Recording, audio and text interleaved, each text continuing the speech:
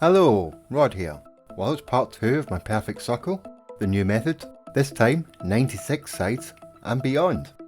As you can see, the 96 sides is quite big. As usual, attach an automatic door to the floor panel. Green state a floor panel, then hit the wire and place button at the same time, and then put the wire to the connector point on the automatic door. Place the floor panel, now you can delete the original floor panel and automatic door. Green state a floor panel again, hit the place and wire buttons at the same time, and pull the wire to the centre. You should end up with something like this. I select the floor panel again, place the floor panel like I have here, hit the place and wire buttons at the same time, pull the wire to the centre, and then hit the place and wire button at the same time again. We can now delete that floor panel, place 2 triangles. Now we're going to do the same thing we did a minute ago, but for each of the corners of the triangles. If you've seen my other videos, you're probably well familiar with this stage, but it's always good to go over it once again.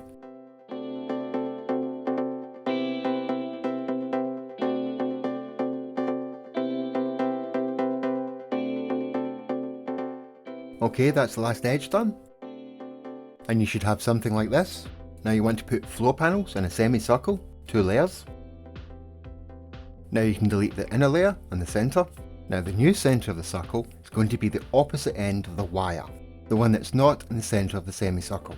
First things first, select the floor panel and hit wire and place at the same time. Green state a floor panel against that edge. Hit the wire and place button at the same time. Take the wire to the new centre, and then hit wire and place at the same time to place the floor panel. We're going to repeat that process for the next one along. So that's, you green state the floor panel, you hit wire and place at the same time, you pull the wire to the centre, and then you hit the place and wire button at the same time again to place the floor panel. Keep repeating the process until you get to this point, and then you don't have to do that one, as it will clash with the very first floor panel you glitched. Let's carry on placing the floor panels.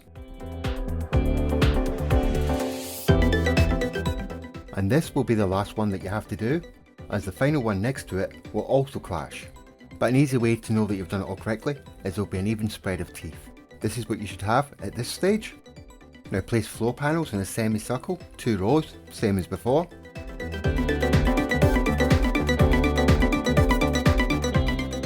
Delete all the unnecessary scaffolding, that includes the inner circle and the centre. And that's correct, the new centre is the point furthest away from the semicircle. So we use that wire point to glitch a floor panel in place, and we start the whole process all over again. But as the floor panels are getting closer and more condensed, you're probably going to find it more difficult to keep track of what you're doing. So I'd probably make a lot of saves at this point. In fact, I'd probably save a lot through the whole process just to be safe. But as you'll notice in a minute, I have to start deleting the floor panels that I've glitched from, so I can keep track of what I'm doing. It gets really confusing. There you go, I'm deleting the scaffolding that I don't need, that I've already placed. Good point to make a save. Okay, now carry on my way round.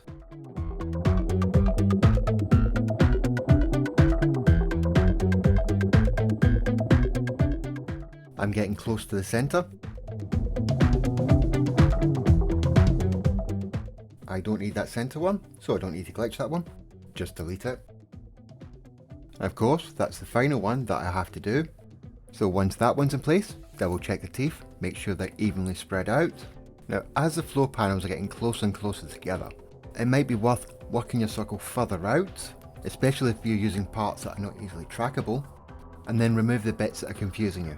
But what is essential is you don't touch the centre, and you take your time.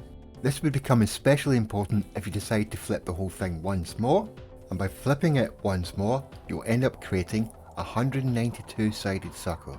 But the real question is, do you want to flip it one more time to create a 384-sided? You'll be bloody mad if you do. Personally, I've not tested that possibility, but if you want to go ahead and do it, go ahead, it's up to you. Anyway, as you can see, the 96-sided one takes quite some time to walk across, or even run across for that matter, but it is quite impressive.